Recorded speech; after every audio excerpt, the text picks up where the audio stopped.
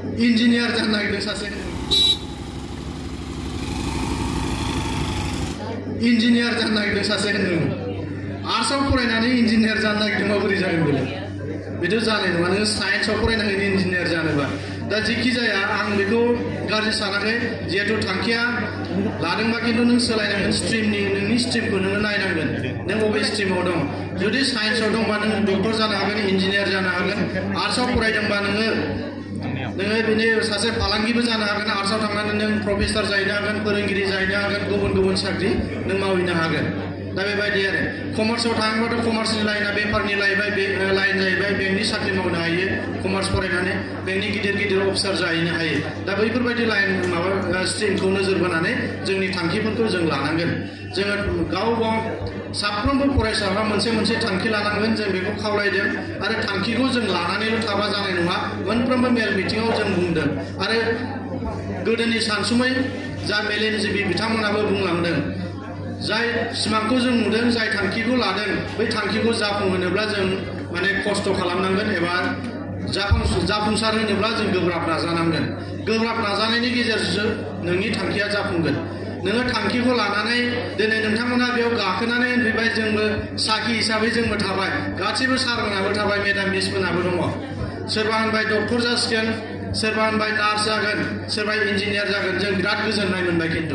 खिन्थु नोंथाङा बे इन्जिनियार जागोन होननानै जुदि उन्दु थायोब्ला बे जागोनसै इन्जिनियार उन्दु थायोब्ला बे जागोनसै इन्जिनियार उन्दु थायोब्ला नों जागोनसै डक्टर उन्दुनानै थायोब्ला नोङो जागोनसै सोरबा माबा बेफार मोजां फालांगि जागोन सोरबा फोरोंगिरि जानो हागोन ना बे माब्लाबो जानाय नङा दा बेनिखायनो जोङो खस्थ' खालामनांगोन जेब्ला जों थांखिखौ लाबाय नालाय जों गोब्राब नाजानांसिगोन आरो खस्थ' खालामनायनि गेजेरजोंसो जों फिथाइखौ मोनखायो दा बेनिखायनो जों खावलायबाय आसामिसाव मोनसे खोथा दं आं एसे गोसोखांनानै बुंनो सानबाय माने हुइ थाखा हियाले हा धरिब नवारे होननाय मोनसे खोथा दंना जाय सियाराव उन्दुबाय थागोन बेलाय बोरै हांसो हमनो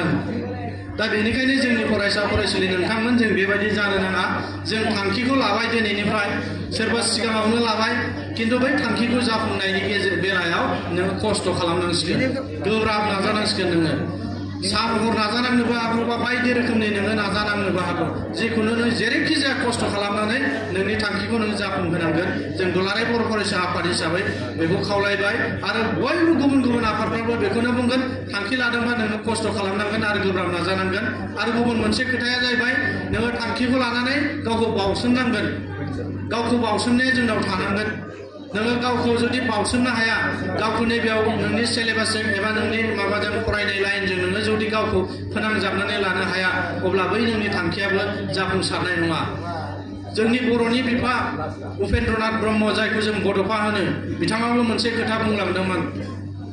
बिथांनि जिउ जारिमिननि मोनसे लेखा दङ बेयाव लिरनाय दं बिद्यासागर नार्जारि बिथां सारा लिरनाय दा बेवहाय मोनसे खोथा लिरनानै दोनदों जाय सुबुङा जिउआव मोनसेबो थांखि गैया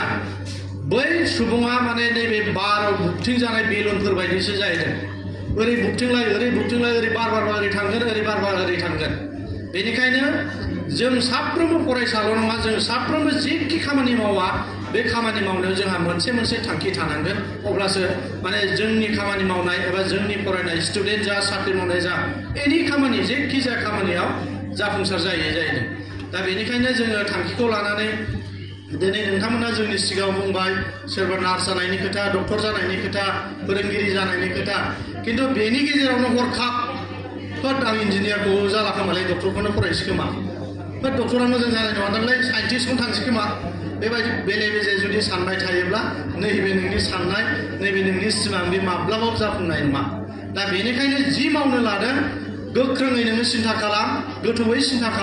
गोथौयै सिन्था खालामनानै नों खामानिखौ मावनांगोन अब्लासो जाफुंसार जाहैगोन जों बेखौ खावलायबाय दा बेवहाय जोङो दुलाराय बर' फरायसा आफादा गुबुन गुबुन हाबाफारि लानानै बिदिनो नोंथांमोनजों सावरायबोबाय थादों दा जोङो गोबां फरायसा फरायसुलिनि गेजेराव बेबायदिनो गुबुन गुबुन हाबाफारि लानानै सावरायबोदों फरायनायनि खोथा समाज दानायनि खोथा आरो दिनै फरायबोबाय कलेजाव नोंथांमोना दिनै फरायबाय नै देग्लायनि बोसोराव माखासे ग्रेजुवेसन जाहैबाय सोरबा मास्टार डिग्री लायबाय सोरबा डिब्रुगड़ थांबाय गुवाहाटी थांबाय बड'लेण्ड इउनिभारसिटि सोरबा थांबाय किन्तु बेनि गेजेराव मास्टार डिग्री खालामखांनानै ग्रेजुएशन खालामखांनानै जुदि साख्रि बाख्रि मोनाब्ला मा जागोन दिनै नोंथांमोननि गेजेराव 300-400 हमनानै लाबाय स्टुडेन्ट दङ बर' फरायसाफोरा दिनै सिलाफोथारनि गंथाम गंब्रै कलेजाव फरायगासिनो दं दा बेनि गेजेरनिफ्राय 300-400 स्टुडेन्टनि गेजेरनिफ्राय हमनानै लादो 100 जना साख्रि मोनबाय 100 जनाल' साख्रि मोनबाय 300-400 नि गेजेराव किन्तु बाकिया साख्रि मोनाखै दाना बै साख्रि मोनै सुबुंफ्रा मा मावनानै जागोन बिसोरबोथ' थांनानै थानांगोन बुहुमाव दाना मा मावनानै जानांगोन बिसोरो दा बेनिखायनो जोङो दुलाराय बर' फरायसा आफादा मोनसे मिशन लादों mission skill and quality education होननाय जों बेखौबो लानानै दिनै नोंथांमोनजों जाखिनि सावरायनाय हाबाफारि बेयाव सरजाबनानै आंनि माखासे खोथाखौ एसे बुंलांनो सानदों जिखुनु जोङो फरायबाय फरायनायजों लोगोसे दहाय जोंहा प्रबिन बर' सारा मोनसे खोथा बुंदों नंगौ नोंनि थांखिया मोनसे नाम्बार 1आव थांगोन मोनसे एडिशनेल नों लानांगोन एडिशनेल होनगोन नों माने ओरैनो लाथ'नाय बेखौबो नोङो लांफानांगोन दा नोङो फरायलांबायल' थाबाय फरायलांबायल' सान हर फरायबाय मोनसे समाव नोङो BA पास जाहैबाय MA पास जाहैबाय दाना नोङो साख्रि मोनाखै दानि जुगावथ' साख्रि मोननायाबो बिराद गोब्राबनि बाथ्रा बिराद चेलेन्जनि दा जायफोर माने केन्डिडेट ओंखारो सोरबा 100आव 100 मार्क्स लानाय 100आव 100% लाग्रा दानो फैगोन दिनै गाबोन समफोरनि इन्टारभिउ जायोबा प्रबिन सार मोनाबो जानो हागौ ओरैबायदि माने माखासे केन्डिडेट फैगोन चेलेन्ज दा बेनिखायनो बैबायदि चेलेन्ज खालामनो हानाय मानसिफ्राथ' साख्रिखौ मोनगोन जुदि जाय चेलेन्ज खालामनो हाया बै केन्डिडेटफ्रा माने साख्रि मोननाय एबा मुलुगाव साक्सेसफुल जायैयाबो जानो हागौ दा बेनिखायनो जों खावलायदों माने फरायनायजों लोगोसे नोंथाङा एडिशनेल मा मावनो मोजां मोनो दहाय हबिनि खोथा माखासे बुंलांबाय खायसेया बुंलांबाय पुलिस सोरबा इन्डियान आर्मियाव थांगोन दा बेयाव जोङो इन्डियान आर्मि जानोबा गावनि फिजिकेलि देहाया स्ट्रं जानांगोन खारनाय बारनाय हानांगोन नोंनि मेन्टेलि स्ट्रं जानांगोन आरो लोगोसे नोंनि लिरनायफ्रा स्ट्रं जानांगोन दा नोङो आर्मि मिलिटारि जानो साननानै जुदि फुंनि 7-8 सिखारोबा बे बोरै आर्मि मिलिटारि जागोन दिनै जायफोर आसाम पुलिसाव थांनो सानदों जायफोर आर्मियाव थांनो सानदों आं जेब्ला BEd लादोंमोन अब्ला बिजनियाव आं BEd कर्स खालामहैदों BEd मास्टार जानोबा BEd नांगौ दा बै BEd कर्स खालामनाय समाव आं ओरैबायदि नुदों माने बिजनियाव माने बर'नि गेजेरावनो बांसिन साख्रियाव डिफेन्सआव साख्रि मावनाय दंबा बिजनियाव दं खोमा गोरोन्थि जायाखैब्ला आरोखि दा बेयाव आं ओरैबायदि नुदों माने जायफोर माने हायार सेकेन्डारि पास जाबाय मेट्रिक पास जाबाय बे फरायनायनि खुनु दान्दा गैला खिन्थु बे फरायाबाबो ओरैनो थाया दा बियो मा खालामो बिजनि डिस्ट्रिक्ट स्पर्ट्स एसोसिएशननि मोनसे फिल्ड दङ बेवहाय माने बेलासियाव थांदो नोङो माने सावरि बायदिसो नुयो ओरैबायदि सेंग्रा सिख्ला ज्राव सोरबा खारनाया खारबाय थागोन सोरबा बारनाया बारबाय थागोन सोरबा ग्रुप जानानै डिसकासन खालामलायबाय थागोन ग्रुप डिसकासन खालामबाय थायो माखौ खालामो दिनै इन्टारभिउआव मा टाइपनि कुइसन फैयो अबे रिजनिंआ फैयो इंलिशआ माबायदि फैयो एसेआ मा टाइपनि फैयो दा बैफोरखौ बिथांमोना सरसा खालामलायबाय थानानै दिनै बिनिनो रिजाल्ट मथे दिनै बर'फोरनि गेजेराव बिजनि ओनसोलाव माने डिफेन्सआव मावनाय पुलिस मिलिटारियाव मावनाय बांसिन दङब्ला बिजि ओनसोलाव नोंथांमोना मोननो थांगोन दा बेनिखायनो जों खावलायनो लुबैदों जाय बिथांमोना माने पुलिस मिलिटारि जानो सानदों फुंफोराव थाब सिखारनांगोन जुदि 7-8सिम उन्दुनानै थायोबा बे जानायबो नङा फुङाव सिखारनानै नोङो खोमसि खारनायखौ सरसा खालामनांगोन आरो नों 1 सेकेन्डआव 1 मिनिटआव बेसेबां किल'मिटार खारनो हायो बैनि लेभेलावबो नोंनि खारनाय बारनायनि सायावसो डिपेन्ड जागोन नोंनि बे फौजि मावनो साननाय पुलिस मिलिटारियाव थांनो साननाया दा बेनिखायनो जों खावलायबाय जाय फरायसा फरायसुलिफोरा बै सरसाफोरखौ खालामाखै फरायनायजों लोगोसे खारनाय बारनाय आरो रिटेन टेस्टनि जेखिनि इन्टारभिउ जायो बै इन्टारभिउ जानायफोरनि जा कुइसन पेटार्नफोर बैफोरखौ जोङो ग्रुप डिसकासन खालामनो ग्रुप जालायनानै सरसा खालामलायोबा जों साक्सेस जानो हायो आरो बेवहाय जोङो फरायनायनि गेजेरावबो फरायनायनि बेलायावबो नैबे जोङो नोङो माखौबा बुजियाखै आं माखौबा बुजिया सोरबा माखौबा बुजिया खिन्थु जों ज' जालायनानै डिसकासन खालामोब्ला सावरायलायोब्ला जों बैयाव मोजां फिथाइ मोनो जोङो फोरोंगिरिफ्रा बेयाव गाखोनानै बुजायबा जों बुजायाबो जानो हागौ खिन्थु गावजों गाव खुगाजों खुगा माने जों ग्रुप जालायनानै डिसकासन खालामबा सावरायलायोबा माखासे कनसेप्टआ जोंना क्लियार जायो दा बेनिखायनो नैबे ग्रुप डिसकासनफ्राबो जोंनो गोनांथार दा बेनिखायनो आं फरायसा फरायसुलिफोरखौ खावलायबाय जाहाथे जोङो जिखिनि खामानि मावा जोङो जोंनि लोगोफोरखौ लानानै गावनि लोगोफोरखौ लानानै नैबे ग्रुप डिसकासनफोरजों सावरायलायनानै जोङो माखासे सलुसनफोरखौ दिहुनलायनो हायो दा जों बेखौ खावलायनानै दोनबाय आरो बे समाव आं बेखौनो बुंनो सानदों माने जोङो फरायनायजों लोगोसे जोंनि आलदा मोनसे खामानि जों बेखौबो लांफानांगोन जेरै गेलेनायनिफ्राय लानानै खारनाय बारनाय जिखुनु मेथाइ खननाय मोसानाय जोंहा बायगुसि बिनानावा दहाय नै एसे सिगां दोंसे मोजां मेथाइ खनबाय बिनानावाबो मोजां मेथाइ खनखायो दा बेबायदिनो आलदा मोनसे फरायनायजों लोगोसे जों क्वालिटि थानांगोन दा बेवहाय स्पर्ट्सनि बेलायाव जोङो बर' हारिया माने मोनसे स्पर्ट्सनि माने माबायाव बेलायाव मोनसे नाम दङ माने जोंनि ट्राइबेल माहारिनि गेजेराव जोङो माने स्ट्रंसिन एबा बोलोगोरासिन होनोबाबो गोरोन्थि जानाय नङा माने जोंनि फिजिकेल स्ट्राक्चारा जोंनिया एसे गोख्रोंसिन दा बेनिखायनो जोङो फुटबलावबो एसे मोजां गेलेनो हायो हिसाबै दा जोङो फरायनायजों लोगोसे आं हौवासाफोरनि बेलायाव बुंनो सानदों माने जोङो जाय फुटबल गेलेनो मोजां मोनो दहाय बुंदों फुटबलार जानायनि खोथा माखासेया दा बेवहाय जोङो फुटबल गेलेनाय भलिबल गेलेनाय क्रिकेट गेलेनाय स्पर्ट्सनि गेजेरजोंबो जोङो गावनि जिउखौ ओरैबायदि मोजां मोनसे दैदेनलांनो हायो दाख्लै जोङो सासे कमनवेल्थ गेमाव देरहानाय नुबाय माबानि गलाघाट डिस्ट्रिक्टनि लन बल ना मा गल्ड मेडेल मोनबोबाय दा लन बलाव गल्ड मेडेल देरहाबोबाय माने मेट्रिकल' पास मानसिया मेट्रिकल' पास जाहैदों गलाघाट जिल्लानि दा माने कमनवेल्थ गेमाव गल्ड मेडेल देरहाबोबाय ग्रुप वाइसआव ग्रुप हानजा एसे गेलेयो नालाय गल्ड मेडेल मोनबोबाय दाना लोगो लोगो आसाम गभर्नमेन्टआ बेनो आसाम पुलिसनि DSP नामा साख्रि होगारबाय दा बेजोंनो बेयो माने थैजासे गावनि जिउखौ मोजाङै खुंलांनो हासिगोन दा बेबायदि दा गेलेनायजोंबो जोङो गावनि जिउखौ मोजाङै दैदेनलांनो हायो दा ओंखायनो जोङो गेलेनायखौबो मोजां लांनांगोन दा जोंनि गेजेराव सासेल' नायल' जायल' फुटबलार दं हलिचरन नार्जारी नोंथांमोना मिथिगौ जाय बिथाङा दिनै हायद्राबाद FC जों गेलेगासिनो दं आरो इण्डियान नेसनेल टीमनिबो सासे प्लेयार फुटबल प्लेयार दा बिथाङा 2 करोड़ 3 करोड़ मोनसे सिजननि थाखाय बायजायो खिन्थु सासे साख्रिआवलाया बोसोरसेयाव 2 करोड़ 3 करोड़हालागै 50 लाखबो मोनहैया दा बिथाङा 6 मासनि थाखाय मोनसे क्लाबजों बायजायो 6 मासावनो जुदि 2 कोटी मोनोबा आरो इण्डियान नेसनेल टीमनि माखासे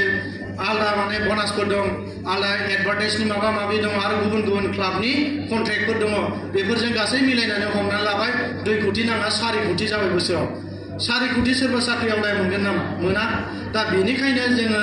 फरायनायजों लोगोसे गेलेनाय खारनाय बारनाय एनि जायखिया खामानिफोरखौ जोङो मोजां भाबै लाङोब्ला जोंनि जिउआव जों गेलेनायजोंबो लोगोसे साक्सेस जाहैगोन जों बेखौ खावलायदों आरो खावलायनाय थाबाय जोङो जिखुनु खामानि बेखौ मोजाङै लांनांगोन दा क्रिकेटारफोरखौ नोङो नायदो दिनै एसे सिगां जोङो T20 वर्ल्ड काप दङ माबायाव मा होनो अक्ट'बर मासाव जागोन खोमा अस्ट्रेलियायाव जागोन दा बेवहाय इण्डियान नेसनेल टीमनि माखासे प्लेयार 15 जन प्लेयारफोरखौ सेलेक्शन खालामबाय दा बेवहाय बिथांमोना A grade B grade C grade D ग्रेडसिम दङ दा बिथांमोनखौ सेलेक्शन खालामबाय A ग्रेडनिफ्राय माखासे प्लेयार टप प्लेयारफोरखौ लाबाय बेट्समेनफोरखौ लानाय बिसोरो जाय मोनसे सिजनावनो 5 कोटी 6 कोटी सोरबा 12 कोटी गाहाम दं मोनसे सिजनाव मोनो आरो B ग्रेडनिया बिदिनो सोरबा 3 कोटी 2 कोटी बेबायदि मोननाय दा बै प्लेयारफोरखौ लांबाय सेलेक्शन खालामनानै गेलेहैबाय बोरैबा जुदि इन्डियाया नैबे T20 वर्ल्ड कापखौ नेसनेल माबायाव अस्ट्रेलियानिफ्राय चेम्पियन जाबोयो अब्ला बिसोरनो थाखा फैसा ओरैबायदि होगोन माने नों लाबाबो लाख'नो हानाय नङा आरोखि ओरैबायदि जायो दा बेनिखायनो गेलेनायजों लोगोसे जोङो आं बारे बारे बुंबाय गले गले बुंबाय थादों माने जों गेलेनायखौ नोजोर बोनानै माखासे खोथा बुंबोबाय थादों दा बेवहाय जों गेलेनायखौबो मोजां लाङोब्ला गावनि जिउखौ जों ओरैबायदि माने बिउटिफुल लाइफ दानो हायो गेलेनायजोंबो लोगोसे दा बेनिखायनो जोंनि फरायसा फरायसुलिफोरा नैबे दा फरायसा समावनो जोङो सम थानायावनो समखौ ओरैनो आद्रि हगारालासिनो जाखिनि जोंनि खामानि मावनांगौ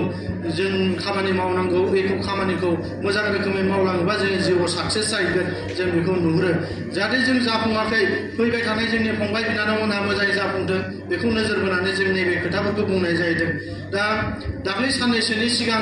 माबायाव लिटिल मास्टार मोसानाय नबजित नार्जारी नोंथांमोना बयबो मिथिगौ आरो जोङो सिमेन्टसाफोराव फैदों धेमाजियाव फैदों गुबुन गुबुन जायगाफ्राव थांदों दा बिथांनि मोसानायखौ ओरैबायदि मोजां मोनबाय माने मोजां मोननानै रायजो राजाया बयबो ज्राव ज्राव भट हरबाय बिथाङा देरहासार जाबाय दा अल इन्डियायावनो मोनसे मुं जाबाय भारतआवनो मोनसे मुं जाबाय दा बेफोरबायदि बिथांनो माखासे कम्पानि आरो नैबे कमिटिफ्रा लाख लाख थाखा हरबाय दा उन्दै बैसोआवनो जुदि 10-12 बोसोरावनो बेबायदि मुं खामायनो हायोब्ला जोंबो हानांगोन आरो बेबायदि नबजित नार्जारी बायदि जों गोबां आरो फरायसा फरायसुलिफोरखौ जों इनकारेज होनांगोन थुलुंगा होनांगोन आरो बेबायदिनो जों लाबोबाय थानांगोन अब्लासो जोंनि बड'फाया सिमां नुनाय बर' हारिखौ गेरेमसा मुलुगाव गेरेमसा महर बानायनो बेबायदि सिमां नुदोंमोन जाहैदों। बैफोर सिमां नुनाया साननाया अब्लासो जाफुंसार जाहैगोन। बर' माहारिया जेब्लासिम फारफ्रोमनिफ्राय जौगाया अब्लासिम माने बर' हारिया गेरेमसा जानाय नङा। बैखौसो बियो गेरेमसा बुंदों। फांसे बिफाङा दालाय दासा खानानै मोजां बिफां जानानै बिबार बारनानै फिथाइ थायनानै जुदि मानसिफ्रा मोनजाया जिब जुनारफ्रा मोनजाया अब्ला बै गेरेमसा जाया। दा बेनिखायनो जे बै सिमां जोंनि बर' माहारिया गेरेमसा जानांगौब्ला जों सोलोंथाइनिफ्राय गेलेनायनिफ्राय मोसानायनिफ्राय मेथाइ खननायनिफ्राय बेफारनिफ्राय फारफ्रोमनिफ्रायबो जोङो रोंखा राखा जायोब्लासो बर'आ गेरेमसा जाहैगोन। दा बेखौ खावलायबाय। लोगोसे जों आरो फरायनायजों लोगोसे फरायनायनि उनाव साख्रि मोनाब्ला आं मोननैसो खोथाखौ बुंनो सानदों। जोङो खोब जों खम नुयो जोंनि मोसानाय मेथाइ खननायाव जोंना ओंखारो एसे एनै, खिन्थु नैबे मेकानिकनि लाइनाव जों गोबां खम नुयो। जोंनि फरायसा फरायसुलि एबा जोंनि मानसिफ्रा गोबां माने बयबो बाइक सालायो, कार सालायो आरो गुबुन गुबुन गारि बिदिनो बयबो लानो लुबैयो, सालायनो लुबैयो। खिन्थु बैखौ माबायदि बानायनांगौ, बानायनानै दि रां रुफा खामायनो हायो, बैफोर जोंनाव साननाय फैया। दा बेनिखायनो आं फरायसा फरायसुलिफोरखौ खावलायनो लुबैदों जाहाथे जों साख्रि मोनाब्ला जों माबा मोनसेबाबो मावना जानांगोन, बेयाव लाजिनाय बानायनि खुनु खोथा फैनाङा। दा बेखौ जों खावलायबाय। माने नैबे मेकानिक लाइनाव, मटरनि लाइनाव, ट्रेक्टरनि लाइनाव जिखुनु मेकानिकनो सोलोंनानै गावनि जिउखौ मोजां जों खुंनानै लानो हायो। आं सिला फोथाराव माब्लाबा गारि बानायनो फैयो। आंनि कार दं गंसे। माब्लाबा एसे एनै प्रब्लेम जाबा आं फैयो। दा बेवहाय आङो नुयो माने मिया गोजा गारि गोलावफोर गोजा, माने उन्दै फिसा गथ'फ्रानो फुदला फुदलि बानायो। सानसेखालि सोंबाय आं, बेबायदि तुमी स्कुल नोजोआ नेকি? जाय सार होनबाय, केতিয়া जाय? এতিয়া 9 বাজিৰ মই স্কুলত যাম, ৰাতিত আৰু মছজিদত ভৰিম जाबाय माने। दा बिसोरो 9 बाजिसिम खामानि मावो आरो बेलासियाव माने मस्जिदाव आरो माने गावसिनि सोलोंथाइ जिखिनि लानांगौ बैखौ लाहैबावो। दा जों नायदो माने जेसेबां मेकानिक दं, बिहारि मुस्लिम, दुरिया मुस्लिम गासिबो बिसिनि, खिन्थु जों गारिखौ सालायो, बाइक सालायो, मबाइल बाहायो, सासेबो जों माने रिपेयारिं मबाइल बानायनाय, मटर बानायनाय, बायदिसिना बानायनाय जोंनि बर' सासेबो गैया। जों खिन्थु रांखौ स' हरगासिनो दं बिसोरनो, खिन्थु बेबायदिबा जों बोरै जौगागोन? साख्रिनि आसायावल' जों थाबा जानाय नङा। दहाय जोंहा मेनलि माखासे बिबुंथिगिरिफ्रा बुंलांदों जोंनि फरायनाया जों साख्रिनि थाखायल' जानाङा, जों गियाननि थाखायसो जानांगोन। जों गियान लानायनि थाखायसो जोंनि फरायनाया जानांगोन। जों बेखौ आरो आंबो खावलायबावबाय जाहाथे फैबाय थानाय समाव जोङो साख्रि बाख्रि मोनाब्ला बैफोरखौ जों मावनानै जानांगोन। हिनजावसाफोरनि बेलायावबो गोबां खामानि दं। मोजां खामानि मोजाङाव बाहायब्ला मोजां जायो। दिनै बिउटि पार्लार खुलिनानै खायसे जोंनि बर' आइजोफ्रा ओरैबायदि रां रुफा खामायगासिनो दं। आरो खायसेया डिजाइनारि सुनाय, एमब्रयडारि सुनाय, ब्लाउस सुनाय, बेफोरबायदि गोबां मोजां खामानिफोरखौ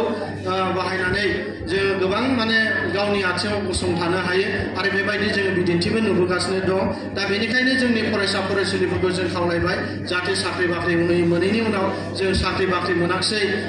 जेबो खामानि जायासै, फरायबाबो लाब गैया, माबा गैया होननानै जों गावखौनो गाव दुसिनो नाङा। आरो गोदाव सोराव जों गुजरात, बेंगालर, हारियाना बेबायदि थांनायनि जों खुनु दरखार गैया। जों गावनि जायगायावनो थानानै जों गावनि आथिङाव जों गसंथानो हायो। दा दिनै जोंनियाव बर' कसारिगाव हायुङारि खुंथाय मोनसे दङ आरो मिसिं अट'नमास काउन्सिल दं जोंनियाव। आं एसे बुंनो सानदों। दा बेयाव जोङो सम जोंनियाव माब्लाबा अमा फिसिनायनि ट्रेनिं जायो, माब्लाबा ना फिसिनायनि ट्रेनिं जायो, माब्लाबा बोरमा फिसिनायनि ट्रेनिं होयो, माब्लाबा कम्पिउटारनि सोलिगासिनो दं 6 मासनि कर्स बिथांमोना होगासिनो। दा बैफोराव जोङो थांनानै कम्पिउटार टाइपिं खालामनाय, कम्पिउटारनि माखासे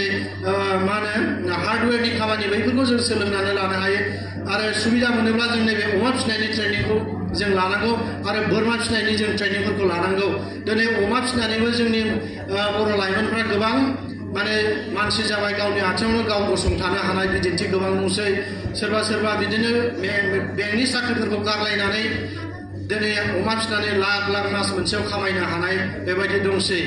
दा बेनिखायनो जोंनि फरायसा फरायसुलिफ्रा जोङो साख्रि मोनाब्ला जों बेखार जाबाय होननानै गावखौ दुसिनांगौनि खुनु बाथ्रा गैया। जों उपायखौ दिरुननांगोन। उपायखौ दिरुननानै जोंनि गावनि आथिङाव गसंथानो हानाय बे बेबस्थाखौ जों लानांगोन। जों बेखौ खावलायबाय। दुलाराय बर' फरायसा आफाद हिसाबै जों आरो बेंगालर, गुजरात थांनायखौ जों माब्लाबाबो एलाव होनाय नङा आरो जों थांजानायखौ जों लुबैया। दा बेनिखायनो जों बुंबाय माने बैखिनि खामानिखौ मावोब्ला जोंबो साक्सेस जागोन जिउआव जाफुंसार जागोन आरो मोनसे खोथा दुलाराय बर' फरायसा आफाद हिसाबै आं नैबे खोथाखौबो एसे सरजाबनानै बुंलांनो नागिरबाय जिहेतु जोङो बर' जाथि हिसाबै जोङो बर' माहारिया गावनि मोनसे आलादा सिनायथि दङ जोंहा गाननाय जोमनाय लानानै राव हारिमु दामनाय देनाय मोसानाय गासिबो जोंहा दंखायो दा बे हिसाबै आं गुबैयै बुंनो सानदों जोङो लाइमोन हिसाबै आं बुंग्रोनो सानदों जोङो साफ्रोमबो जों इयुथ एबा लाइमोना मोनसे गोहोगोरा सम दा बै समाव जोङो जेखौ गोसो जायो बेखौ मावनो हायो दा बेनिखायनो आं बे समाव दुलाराय बर' फरायसा आफादनिफ्राय खावलायनो लुबैदों जोङो लाइमोन हिसाबै जों गोख्रों मोनसे रल लानो हायो दा बेनि थाखाय जोङो समाजाव माखासे जोङो रल लानांगोन बिबान लानांगोन समाज फोसाबनायनि जों बिबानफोरखौ लानांगोन समाजाव जोंना गोबां माने मा होनो बेले बेजे खान्थिफ्रा दिनैसिमबो दङ दिनै दाख्लै साननै एबा 10 दिनसोनि सिगां गोबां साखन्द्रा ओंखारनायनि दावराव मोना डिउटि नेबाय बिडिपिफ्रा नेबाय गामि सेंग्राफ्रा नुबाय गामियाव डिउटि होबाय साखन्द्रा बिराद दावराव अब्ला आं क'क्राझाराव दंहैयो बड'फा हाउसआव जोंनि एबसु अफिसाव नुगासिनो आं फेसबुक वाट्सएप ग्रुप बायदिसिनायाव साखन्द्रानि दावराव माने जोंनियाबो न'निफ्राय फन खालामगासिनो दं साखन्द्रानि बिराद दावराव जाबाय मानो दाबो फैयाखै बेबायदि आरो आं बे मानि साखन्द्रा ओंखारदों साखन्द्रा नङा बे ओरैनो गावजों गाव आराव जानाय मोनसे दावराव जाबाय आं बिदि बुंहरबाय आरोखि दानिया साननैसो उनाव खोनाबाय सासे मेन्टेलि क्रेक मानसिखौनो बै बैकुन्ठपुराव जनाय खाथियाव माने हमनानै बुथारनाय जाहैबाय दाना बुथारनाय लोगो लोगो पुलिस इनकुवारि जाबाय पुलिस इनकुवारि जानानै दाना 10-12 जनसो जाय बुनायाव इनभल्भ दङ दा बिथांमोना जेल जानानै दं दा बेनिखायनो बैफोर जोङो माखासे गेना फोथायनाय जोंनि खान्थिफोरखौ जोङो नाया हवा बिजिरा हसिया माखासे जोंनि खामानिफोर जोंनि मानसिफ्रा खामानिफोरखौ मावो दा बैफोराव जोंनि लाइमोनफ्रा माखासे जोंनि समाजनि एबा गामिनि मानसिफोरखौ जों बुजायनो हानांसिगोन दा दिनैनि समाव जोङो अखाफोराव रायजो जाहैनाय मंगल ग्रह रायजो जाहैनायनि जों सिन्था चर्चा खालामबाय थायो आरो बे समाव जोङो दायना सोरबा साखन्द्रा ओंखारनाय माबा ओंखारनायनि दावराव दावसि जायोब्ला दा बैफोरखौ जों बुजायनो हानांगोन दिनैनि समाव जों बुजाय आजाय माबानांगोन समाधान खालामनांगोन दा बेखौ आङो खावलायबाय लाइमोनफ्रा बैफोरखौ जोङो रल लानांगोन आरो गुबुन मोनसे खामानिया जाहैबाय दहाय एसे बुंलांदों जोंनि लाइमोनफोरा दिनै हौवासाफोरखौ बांसिन नुनो मोन्दों हिन्जावसाफ्राबो दङ एसे एनैसो जोङो ससियेल मिडियाफ्राव नुबाय निउसफ्राव नुबाय दिनै निसा जुक्त लानाय सोरबा ड्राग्स जानाय भां सोबनाय डेन्ड्राइट सोरबा आखायाव बिजि थुबाय थानो हाला दसे माने सानसेयाव जुदि मोनसे इनपुट मोनाबानो बे थानो हायाबा मा जानोसै बिदिन्थि आङो होनो सानदों माने जोंनिथिं दङ बिमाबो मास्टार बिफाबो मास्टार फिसाला सानैल' नवोदयाव दोनहरबाय फोरोंनो फरायबाय नवोदयाव फरायनानै फार्स्ट डिभिजनआ खुनुरुखुम जाबाय फार्स्ट डिभिजन जानानै दानिया बिमा बिफाया होनबाय साइन्सआव फरायनांगौ खिन्थु फिसालाया जोंजों रायलायनायाव होनबाय आं साइन्सआव फरायलै आदा आर्ट्सआव फरायगोन आइ आफाया खिन्थु आंखौ साइन्सआवनो फरायनो थिनगासिनो दं आं फरायनो हानाय नङालै साइन्सआव फरायोबा आं फेल जाखागोन होनबाय जबरदस्ति बिमा बिफाया नवोदयाव एडमिसन खालामफिनबाय साइन्सआव फोरोंबाय 2 बोसोर फेल साइन्सआव फरायनोनो गोसो गैया फरायसाया दानिया फरायबाय लाबोफिनबाय नवोदयाव दाना जबरदस्ति दोननानै सोलोंनानै फैबाय दानिया डेन्ड्राइट सोबनाय फरायनो गोसो गैया नालाय गोसोआ गाज्रि जाबाय सोलोंनानै फैबाय डेन्ड्राइट सोबबाय भां सोबबाय दाना आखायाव गुवाहाटियाव थाहैनानै सोलोंबाय आखायाव बिजि थुग्रा जाबाय दाना ड्राग्स जाबाय दाना बारानिफ्राय बारा जाबाय बे बिजि थुनाया दानिया मा खालामो बिमानि पेटिएम माबा फन पे थाला पेटिएम थाला बिमा बिफायाथ' जेबो रोङा नैबे फन पे सालायनो रोङा गुगल पे सालायनो रोङा बैखौ मा खालामो बिसोरो गुगल पेनि UPI नाम्बार माबा नाम्बार गासिबो सोलाय सोल' खालामनानै गावसिनि मबाइल नाम्बाराव माने गावसिनि एकाउन्टाव ट्रेन्सफार खालामनानै लायो फैसा थाखा दाना ट्रेन्सफार खालामबाय ड्राग्स लायबाय भां लायबाय रोङिफोरनो फानहैबाय मालाबा हमजाबाय मालाबा बुजाबाय दाना बिदिनो बारा जायै दानिया